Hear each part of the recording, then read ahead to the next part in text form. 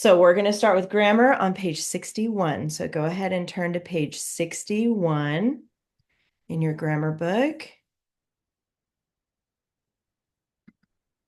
Page 61. There we go.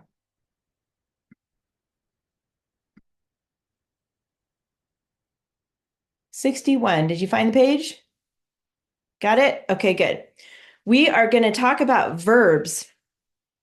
I know that you already know about verbs. You know about the action words, right? Like walking and running and sitting and thinking and working and playing and all those things that have ing or ed. Those are all action words, right? Those are verbs, things that you do. Yeah. So today we're going to talk about linking verbs and helping verbs. Actually, we're going to talk mainly about helping verbs today. So there are more verbs than just the action verbs. And these are called helping verbs. And it says right here in the middle of this paragraph right here, it says a helping verb helps an action verb or a linking verb. Helping verbs, the helping verb is always followed by another verb. The words below are helping verbs. So see where this list of words is right here in bold? I'm going to have you read those with me. You can go ahead and mute yourself though, because it's hard to read together on Zoom because there's a delay and then it kind of echoes. So yeah, there you go. So, but I want to see your mouth moving. You're going to read them in your own room there, okay? With me. You ready? We're going to read the whole list. Ready, read. Am, is, are, was, were, be, being, been, have, has, had, do, does, did, may, might, must, can, will, shall, could, would, should. Good. I saw your mouth moving. I think you were reading that. That's good. So these are called helping verbs. So they go with another verb, like he was running down the street, or we did go to the store yesterday. So when you say was running or did go, it's a helping verb that goes next to a regular action verb. So they go together. Does that make sense, Noah? Okay, good. So what you're going to do in this book is find the helping verb in the sentence, look for the action or linking verb that the helping verb helps. To find the subject, you ask who or what is doing the verb. So I like to find the verbs first and then ask that question, who or what is doing that? So you're still going to write V above each verb and S above each subject. So here's your example right here in the middle of the page. It says the princess would steal to get the magic bag. So the action verb is steal. You know what that means, right? To take something that's not yours. Okay. And then the helping verb right before that is would. So notice how would, steal, they go together. So that helping verb is basically helping the action verb. And if you ask yourself, who would steal? Go back and see the princess right here. So she is the subject. That's why she has an S here. So she would, or the princess would steal. So that's what you're going to do. Look for the verb. Look to see if there's a helping verb next to it. It's right next to it. Okay. And it's one of these words. Notice would is up here in your list toward the end. Could, would, should. And then you're going to mark those with a V and then mark the subject with an S. And you pretty much know that because you've been doing that already. Look down here at the that clause. We've been talking about the who, which clause. You know about that one because you use that now in your writing already. We have a new clause to learn about. By the way, there's lots of clauses in the English language, and we're just getting started with it. So this is the that clause. It's a group of words that begin with the word that, and it contains a subject, and a verb. It must be added to a sentence that is already complete. So for these are pretty easy to spot because they begin with the word that. So they're pretty easy to find. It says you're going to place parentheses around the word, that clause, and write that above the word, and write V, the word that, write V above each verb and S above each subject. Okay. So when you're looking for those that clauses, they're pretty easy to find because you're going to look for the word that. Here's your example right here. She knew that she wanted the magic bag. Notice it starts with that, and you're going to put parentheses around it. So that she wanted the magic bag is the whole clause. And then you're going to mark it by putting that. You're going to write that on top of that. Kind of funny, but that's what they want you to do in this book. And then the verb is wanted. And then if you ask yourself, who wanted? She wanted. So she's the subject inside that clause. And by the way, all clauses, every single one of them, the who, which clause and the that clause and the others you haven't learned yet, they will always have a subject verb pair. Always, always, always. And it's giving you a little note here. This is a giant comma. In case you wondered what that is a giant comma. And it has an X through it because it says that clauses do not take commas. So you don't have to worry about putting a comma in these sentences because you don't need one for that clause. And then down at the very bottom of your page here is a handy dandy list of helping verbs. There you go. Same list as up here, down here. So this is a good page to look back on when you're doing your homework and you're looking for those verbs. In fact, do you have a Post-it note with you at your desk? You know what those are? You have one? I got to get mine too. I'm going to have you mark this page because it's going to help you when you're looking for verbs. And if you don't see it right away, you can always come back to this list. There you go. Good. And then go ahead and you can do a big one. I like the big ones. Go ahead and take one off of your pack.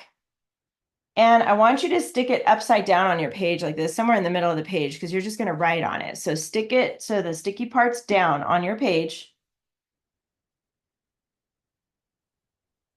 There you go.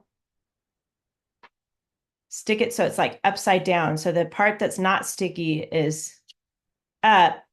And then at the top of that, where it's not sticky, I want you to put the words linking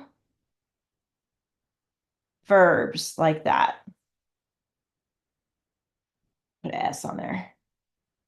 Linking verbs. Let me zoom in so you can see that. That's what I want you to write on your sticky note there. Linking. Oh, wait, hold on. We're talking about helping verbs. I messed up. Oh, boy. Maybe I need another cup of coffee here. I want you to write helping verbs. I don't know why linking verbs is like stuck in my head, but sorry if you already wrote on that. Put helping verbs. That's what these are today. Helping verbs at the top, at the part that's not sticky there. Give me a thumbs up when you got that done.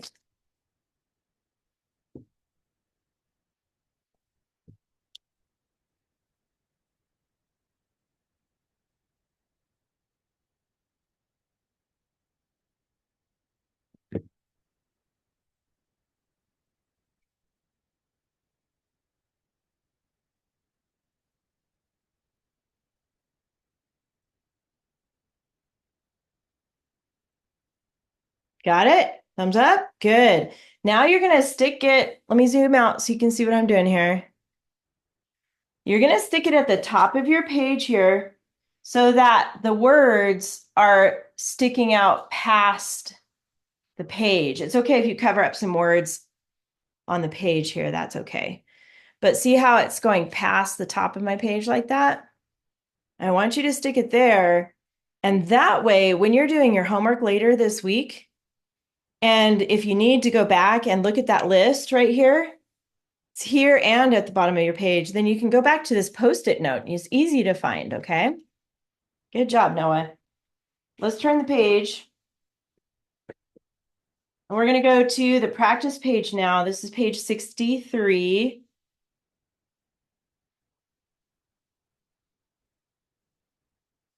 And then when you're ready, go ahead and unmute and read the sentence.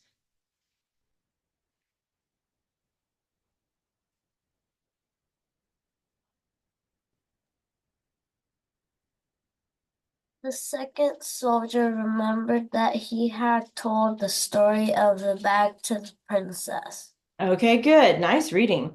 That word remembered is your vocabulary word, and that means to think of something again, right? So the soldier remembered, he thought of it again in his head.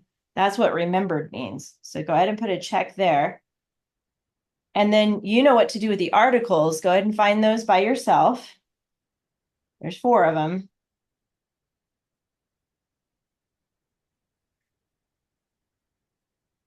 They all happen to be the. I don't know if you noticed that.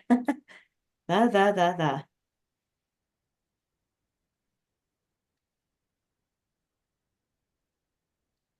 Got it? Okay. Next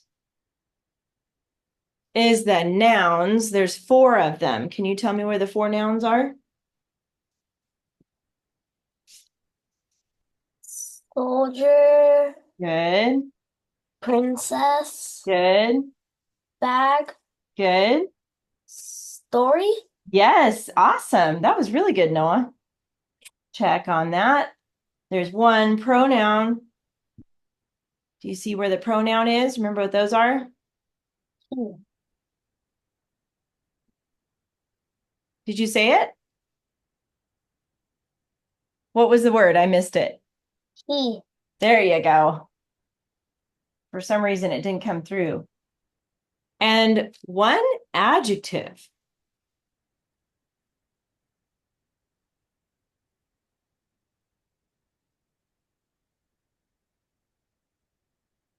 Those are the words. Remember, those are the ones that explain a little bit more about the nouns. So the clue is you can look at the noun, look at one of the nouns and see if there's a word before it that tells like which one, how many, or what kind. Yes, you got it. Second.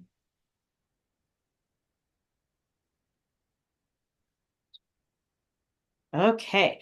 I'm going to skip the prepositional phrases because I like to do that at the end.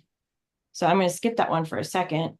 How about the that clause? Do you see a that clause? Remember, it's going to start with the word that.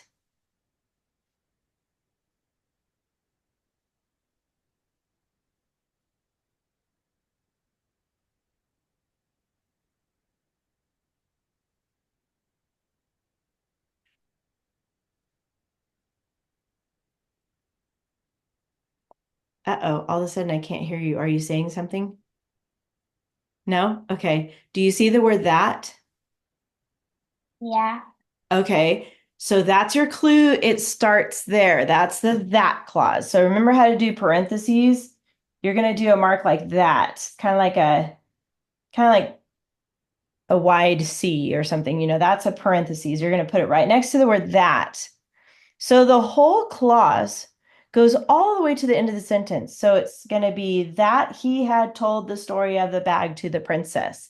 And the end of it is going to go right here. See how I did that? Those are parentheses. And then to label it, we're going to write the word that on top of that. I feel like I'm saying that a lot. It's funny when you're talking about it. It's like, wow, I say it more than I think I do. So put that on top of that. Did you get it? Good. Put a check by that clause. And now we're going to look for the subject verb pairs. And like I said earlier, you're going to look for the verbs first. Those are, it makes it a little easier to find the subject.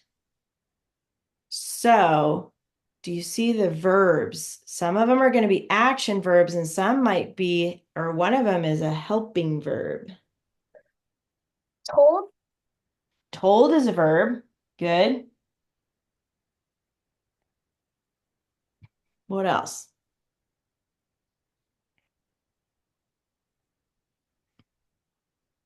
Had. Yes, and that is the helping verb. Very good. Had told, they go together. Had told. That's great. There's one more verb. Look for the words that don't have a label yet. There's one more verb in there.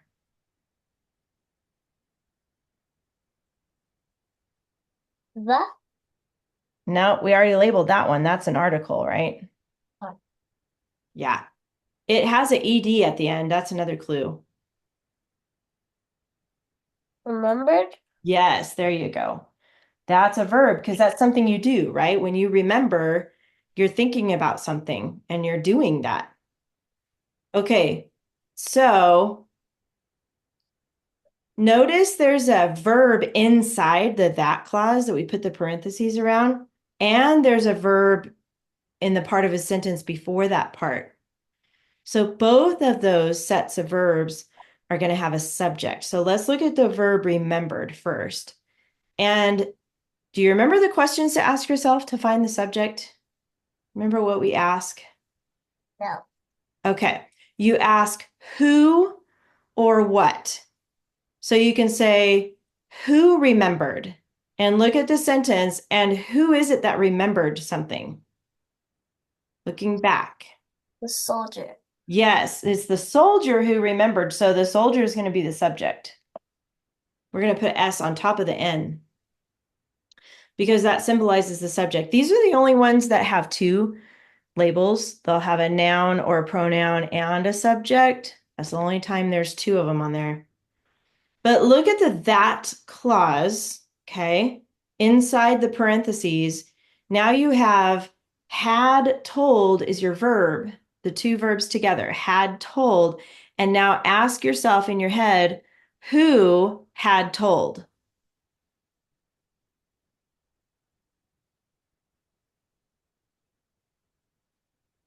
He. Yes, you got it. So put an S on top of the PR.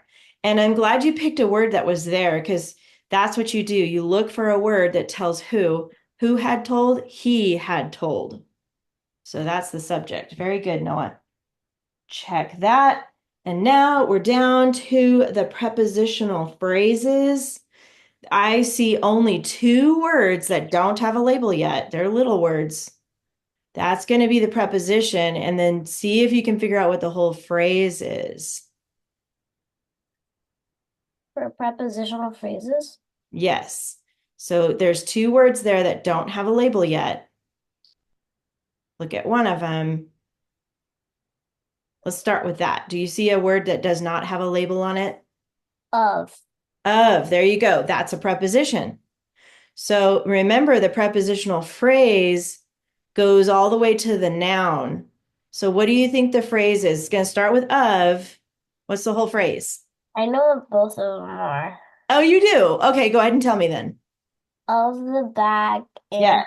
the princess. Yes, you got it. Of the bag and to the princess. We're going to just underline those, leave a gap there. So it's two separate phrases of the bag and to the princess. Did you notice that in a prepositional phrase, there's no verbs in there? Did you notice that? So of the bag, there's no verbs in there. To the princess. But when you have a clause, they do have verbs. So that's one of the big differences between phrases and clauses. Go ahead and put a check mark by the prepositional phrases. And then which word needs a capital? That's pretty easy, huh? I already did the capital. Oh, good. I'm going to catch up to you then. And then And at the end, did you already do that too? yeah, Okay. Good job. We're done with that. So I got to ask you a question, Noah. When you're doing your homework, are there any parts of the grammar that you get stuck on sometimes? Can you think of any times where you're just like, I don't know what this is? Does that ever happen to you? it happens with the objective. The adjectives,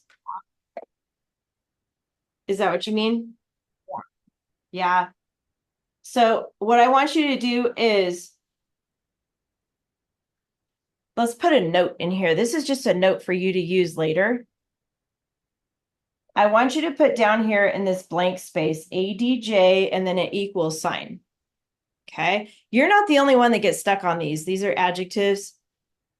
A lot of students do. That's usually that's like the most common answer to my question about that. So if I put ADJ and equals, I'm going to have you write down some stuff, okay, to help you remember.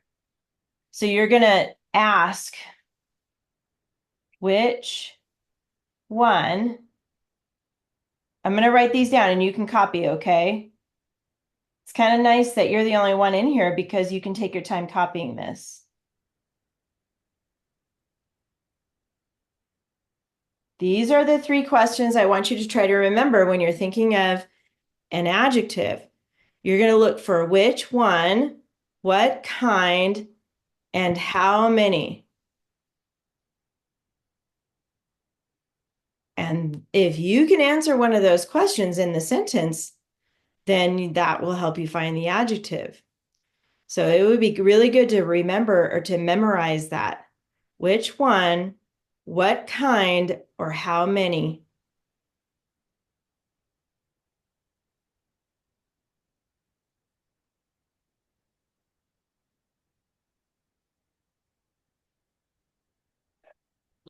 Got it? Finished. My dogs are going crazy. They probably see a squirrel.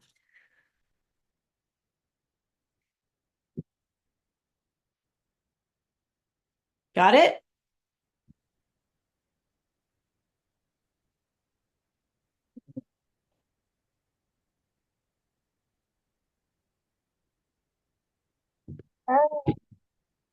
I cannot write a question mark. Oh, Nor heart. it's that's okay. You can leave the question mark off if that's easier. Just write the words. Which Okay. one, what kind, how many? You can work on the question marks later.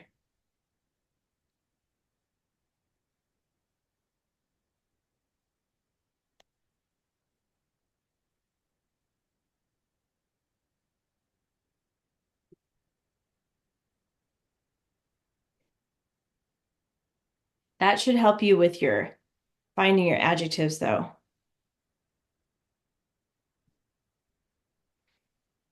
Another tip while you're copying that down is to wait and do that one last. I always like to do the easy ones first. And if I ever get stuck on something, I wait until the end to try to figure that one out. It gets easier once you wait till the end on that.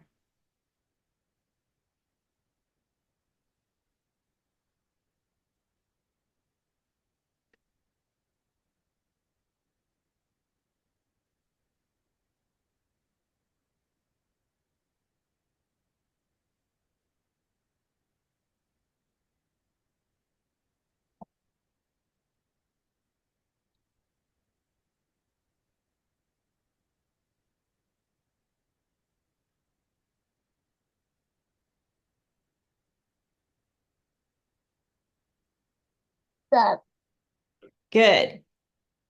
Okay. Let's put that away and get out your binders next, or your binder. I have so much stuff on my binder.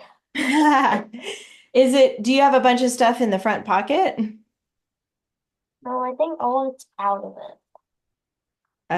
Okay. Is it? I don't really know. The front pocket, you should have all your stuff for King Midas. That's what we're going to look at again today. On the top of my binder. There. Okay, good. You got it. Okay.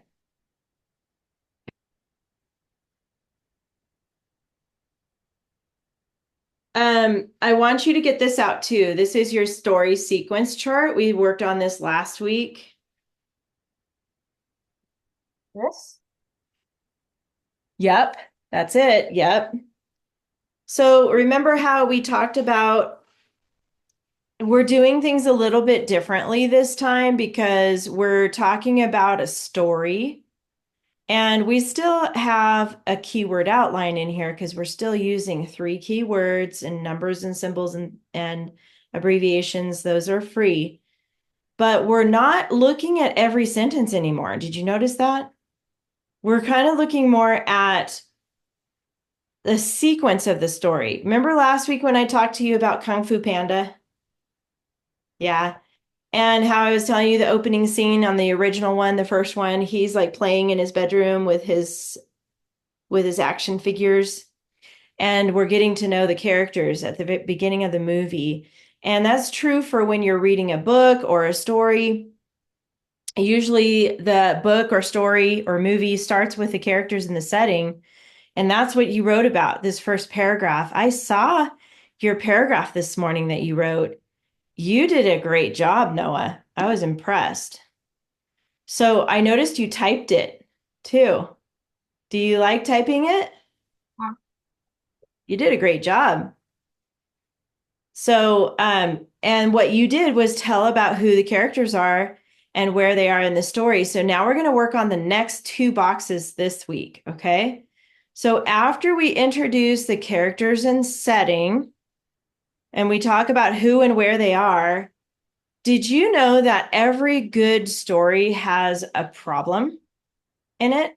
Yeah, you heard about that? A problem. And think about Kung Fu Panda for a second. Did you see that first movie, Kung Fu Panda? It was a long time ago. No, I don't think so. Have you seen any of them before? Yeah, I've seen one, I think. We could think of another movie. What's a movie that you've seen kind of recently that you like?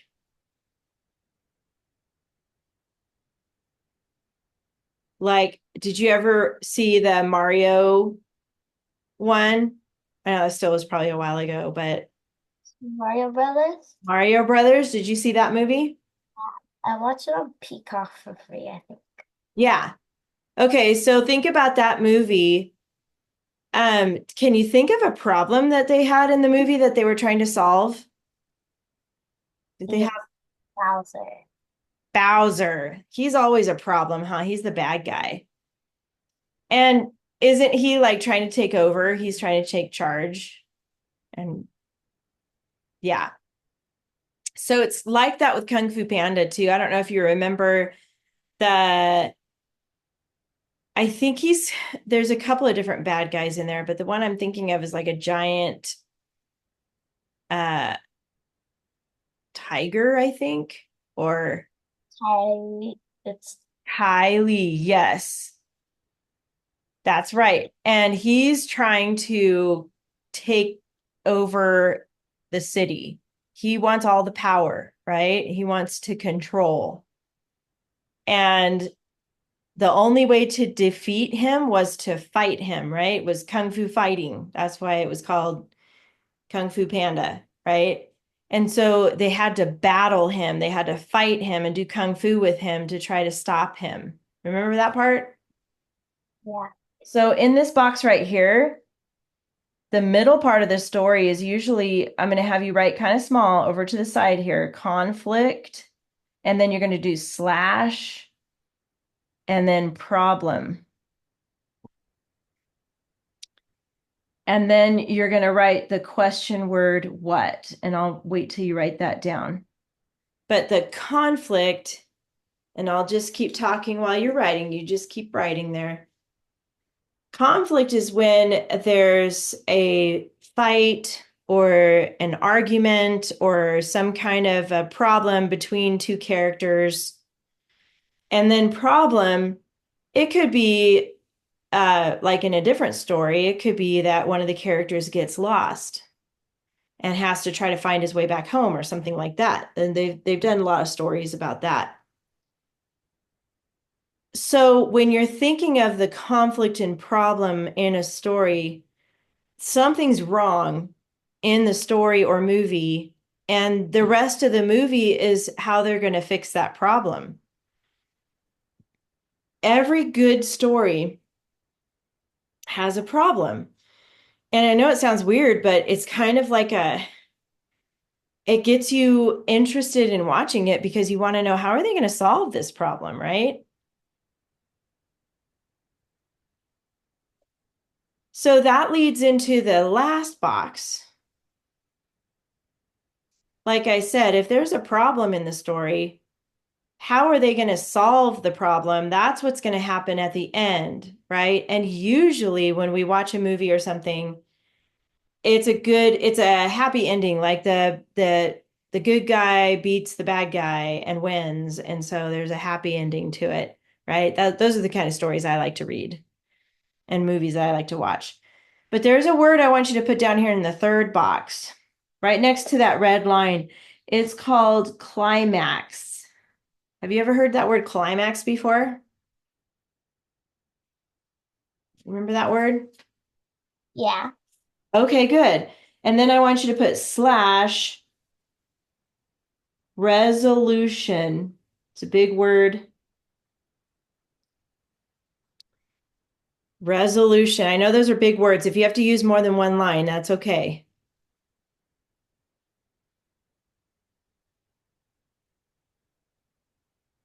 And then we're going to ask the question how, okay? And I'm going to explain to you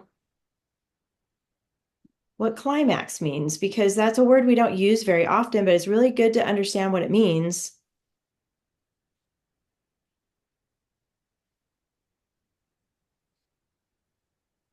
When you have the climax of the story, I want you to visualize in your head a mountaintop, okay? Like a mountaintop, almost like a triangle with a guy at the top of it. And we can draw that in a second here. I'm going to give you some time to write that down.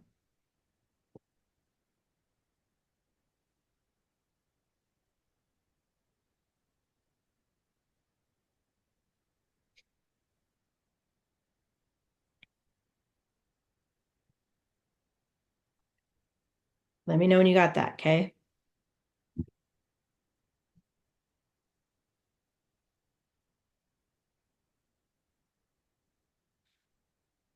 Does it help if I tell you the letters to write down? You want me to do that? Or okay, which word are you on? This one? Resolution? Okay. So it's RES. Did you already get that part?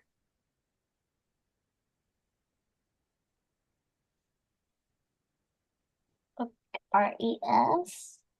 And then OL OL. UT and then ION.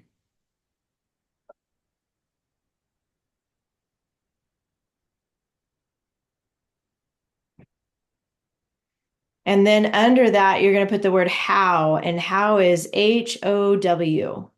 And it's okay if you don't know the question mark. You don't have to worry about that part. And then I'm going to have you draw a little picture in this box because I want to show you what climax means in a picture. So at the bottom of that box or down lower, I want you to draw like a pointy mountain like that. And then at the very tippy top of the mountain, I want you to draw a guy standing there, the very tippy top.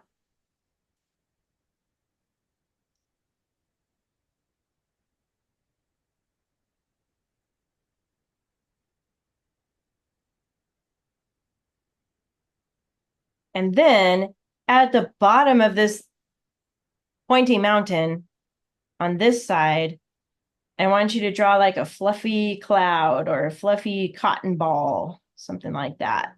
Okay.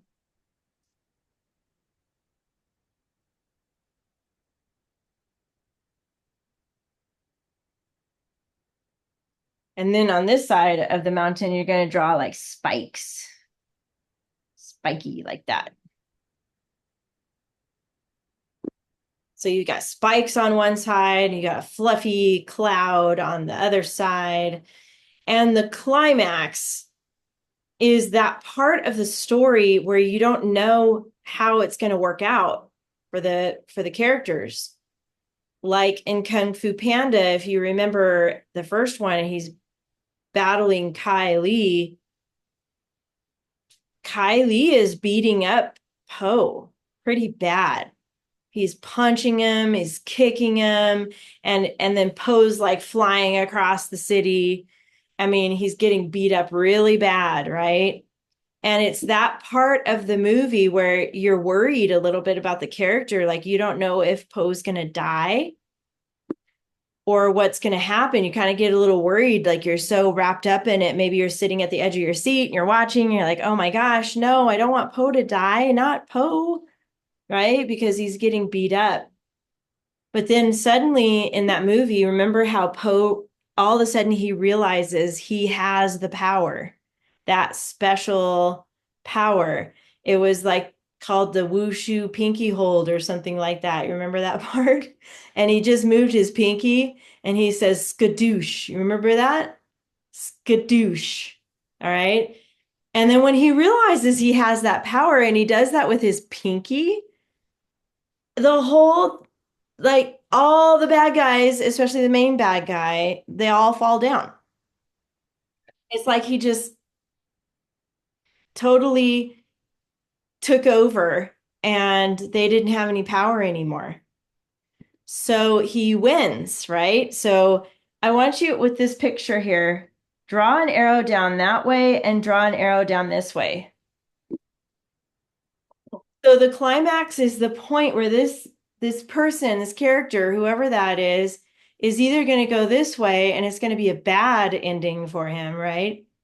Or he's going to go this way and it's going to be a good ending for him. We don't know how the story ends. It's kind of at that point where we don't know what's going to happen next. Okay. So after you get done drawing that, give me a thumbs up. And then I'm going to help you fill in this story sequence chart next.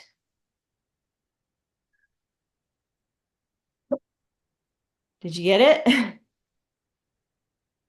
I'm putting a halo above the clouds. Mm. Okay, after you draw the halo, we need to go on to the next part, okay? All right. So in this story, remember back, we read this already. This was King Midas. We read this last week. Yeah. Okay, and we know that there's a king. He's in his castle. He has tons of gold, but he wants more gold. And then all of a sudden he gets this visitor that comes by and grants him a wish. And then, do you remember what his wish was? Yeah. What was his wish? To have a golden touch. To have the golden touch. Okay, so what I'm going to do now, Noah, just so that we have time to finish this, I'm going to have you just listen to me, and then you're going to write this down later. Your mom can take a picture of it later, and then you can write it down. Okay. So right here, and I'm going to show you where to put this. This is the conflict and the problem. We're leading into that. So the king makes a wish, and he says, whatever he touches should turn to gold. That's what he wanted, right? So I'm going to put whatever touch gold. So you don't have to write that now. You're going to write that later, okay? But that was his wish. And notice I put quotes around it because that's what he says. Whatever I touch may turn to gold. And then what were some of the things that he touched? Do you remember in the beginning? In this paragraph here, after he says, may anything I touch turn to gold, what were some of the things that he touched that did turn to gold? I know. Okay. Touched a table, Yes.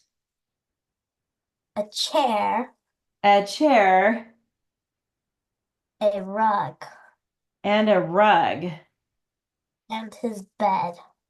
and his bed. I think I'm going to change that to bed because, okay, so let's think about this for a second. I put table, chair, and bed. So think about the table. When it turned to gold, he probably liked that, right? Because he loved gold so much. And he probably thought, ooh, that's a pretty table. I love it. It's beautiful. So what I'm going to do is put a happy face next to table. And then he touched his chair, and then he probably thought, ooh, that's a pretty chair. I love that chair. It's golden. Yes. Happy. But then when his bed turned to gold, I don't know about you, but I like a soft bed. I like a soft pillow. I like a soft blanket over me at night. I bet that's what you like too. But what if it turned to gold?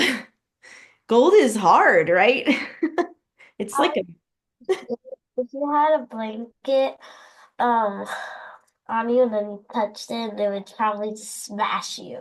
exactly. It would be heavy. It would probably be cold, because metal doesn't really get warm, right? It stays kind of cold. Probably, So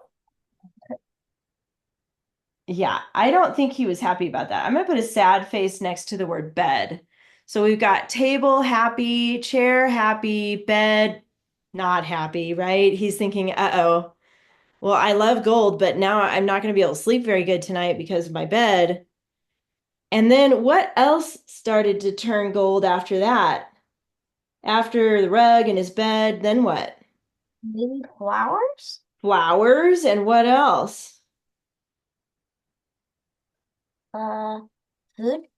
Food? Yeah. Not Flowers. I'm gonna put flowers here. What else? Midas probably thought if somebody else fed it to him, he could eat it without it turning into gold, but he had a gold pet. And then Yeah. teeth and it would turn to gold. But I think he would break his teeth if he's trying to eat something gold. There's no way you can do that, right? You can't eat gold.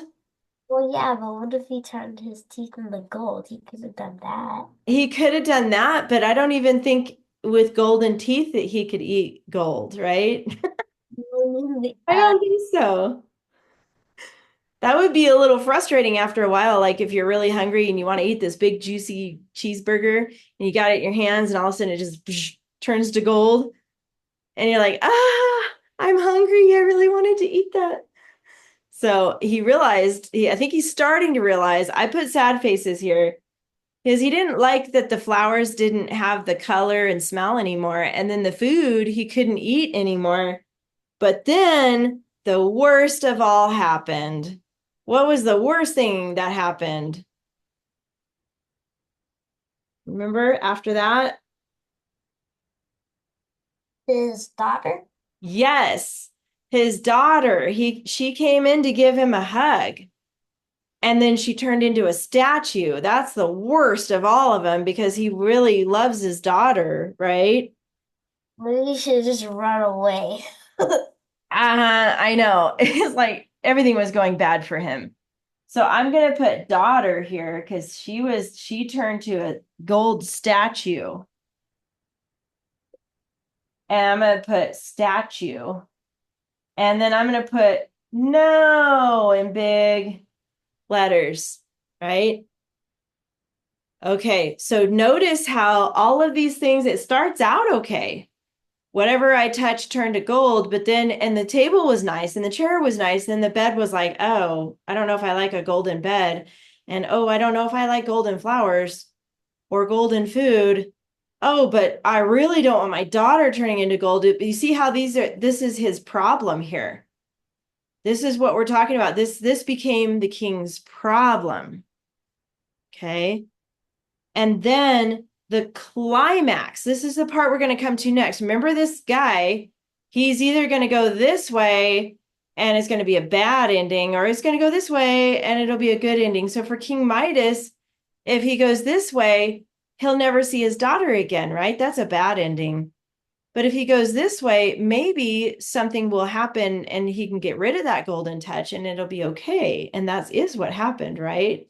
That's the climax when you're not sure how it's going to end. So there's a word that's in this story here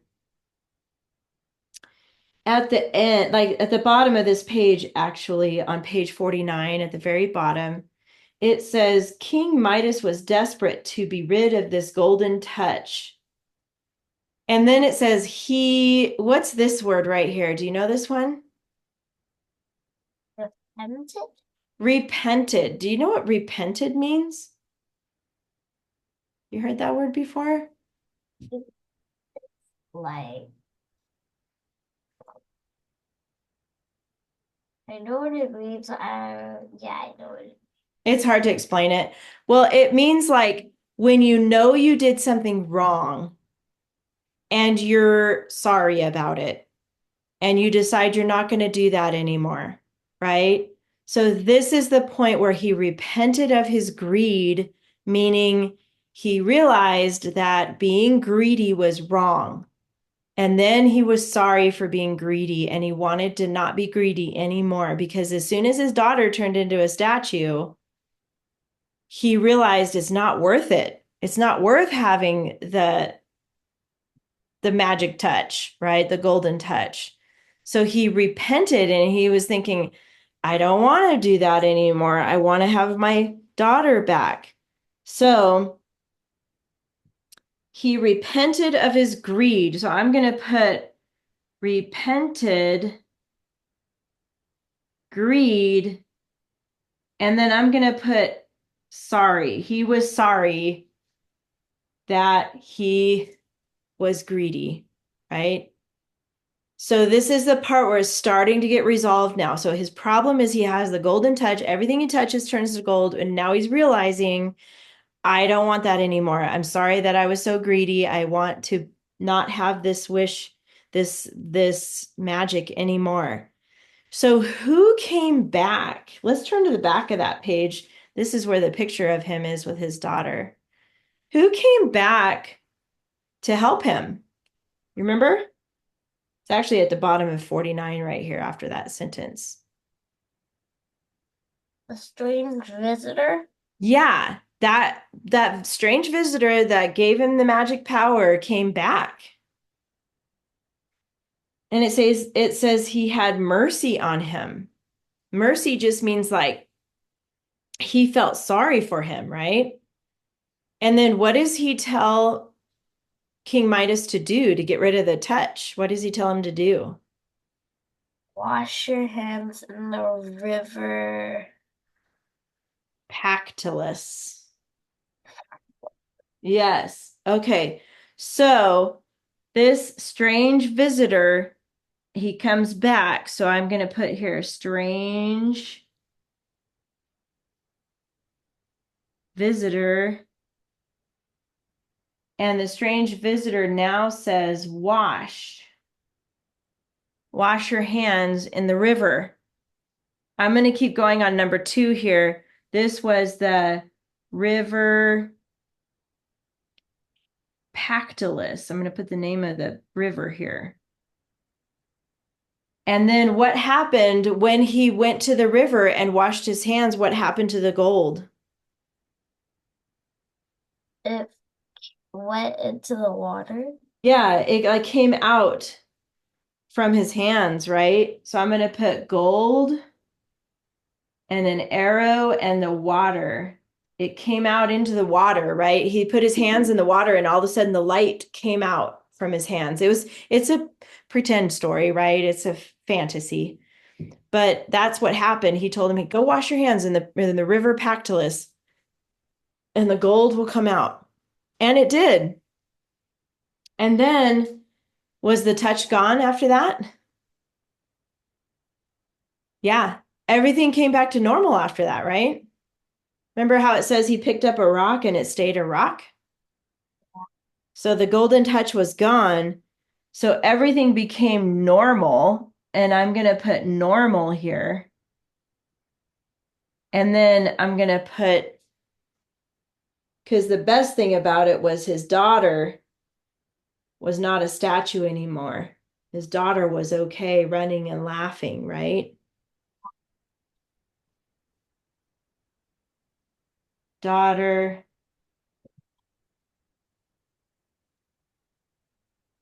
And she was not a statue anymore. I'm going to put that word statue and I'm going to circle it and put a line through it. That's going to represent that she was not a statue anymore. Have you ever seen that sign, like maybe at the beach, where it has a picture of like a dog and it has a circle around it with a line through it? When you see that picture, what does that mean? Or that sign? Oh, It means no dogs allowed on the beach, right? I don't know if you've ever seen that before. A picture of a dog, like just a picture of a dog and then a circle with a line through it. It just means no dogs are allowed. So that just means no. So like she was not a statue anymore. Yeah. This is jumped up here. Aw. What's his name? To her. What's her name? Harley. Harley? She is so cute. Is she a puppy? Yeah. She's so cute. Oh my goodness, those ears. Aw. Hi. Hi, Harley. She's like, what's happening? Who's talking to me? She is so, so cute. Aw. She seems pretty mellow. All right. There's one more thing though that we need to add to our outline here because we got to wrap up this story. Remember at the very end, was King Midas greedy at the end of the story? At the very, very end, if you look on that page where the picture is, he changed, huh? Yeah. What was he like at the end of the story? Not greedy. Not greedy. There's words like he was never greedy, but always, what's this word? Faithful. Grateful. So meaning like he was thankful for everything around him, for the beauty he saw and everything. And then right here, they called him what? What's this word? Generous. Generous king. Do you know what generous means? Like give. Give. Yes. So he gave probably gold away. He gave people things because he had a lot of money, right? And a lot of gold. He's So like, I don't, say that again. he's like, I don't need all this gold. I know. Yeah. I'm going to add a 4 here because I think, we need to add a little bit more about how he changed. So the king was now grateful and generous. Those are good words to describe this king. What were you going to say?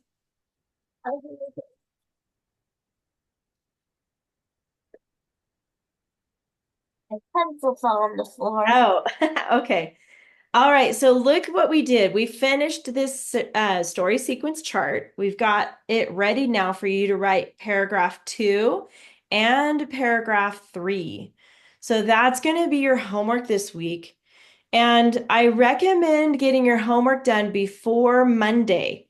That way you can have the whole week off next week and not have any homework to do. Okay, if you can try to get it done before Monday, but it's not necessarily due until Wednesday next week. But anyway, you have Thanksgiving break, and so you won't have class next week, okay?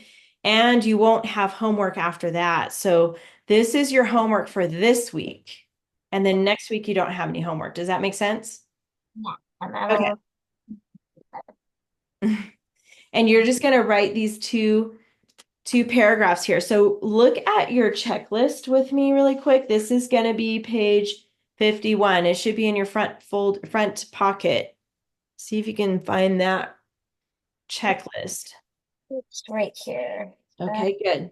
Yep, got it. Okay, good. So look at under style. And you see how it says paragraph 1, paragraph 2, paragraph 3, and then it says dress ups. You see that? Oh, yeah. That little symbol means paragraph. So, and then right underneath that, in that first row of boxes, it says ly adverb. And then it says who, which clause. And you did a great job adding that to your first paragraph. I read it this morning. It was really good. You had an ly adverb and a who, which clause.